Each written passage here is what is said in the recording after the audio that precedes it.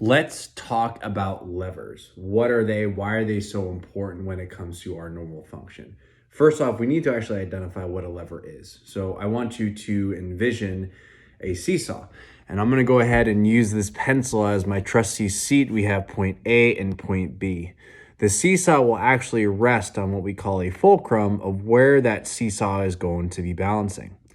Now, what ends up happening is that if I were to move my finger closer to point B, it's going to actually result in a very long, what we call lever arm. And what that means is that there's going to be a lot of force and a lot of stress on this area, causing it to bend. Or in another way, the shorter or the longer the lever arm, the less force I have to press on here to put movement at this point. And so the idea when it comes to injury prevention, pain management, and movement efficiency was actually trying to focus on leveraging these levers. And so what does that look like when it comes to, say, the spine?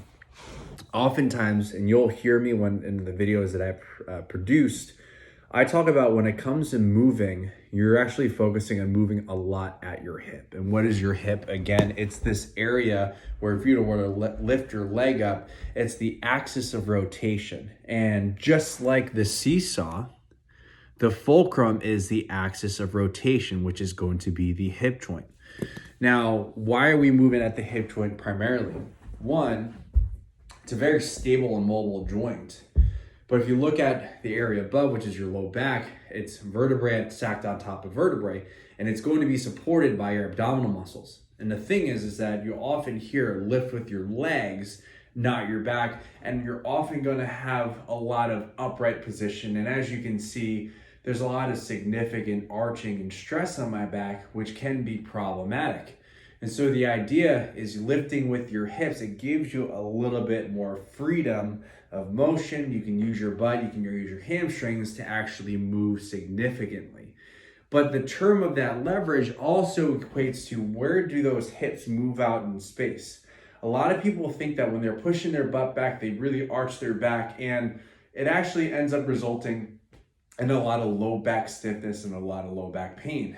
When it comes to driving the hips back, what ends up happening is that we keep the levers even, as in the weight is evenly distributed into the front and to the back. Because what ends up happening is if I'm trying to use my hips, but my hips don't go back, I'm actually putting a lot of pressure on my back to make sure that I don't fall over. And if I get to a point, and I'm gonna end up falling forward to begin with, which is why it's so important when we are driving those hips back, it's really closing that car door.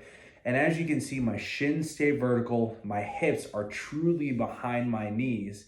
And what ends up happening is I can primarily use my hips. And a way to think about it is having the crease of your hip become more pronounced as you're doing this.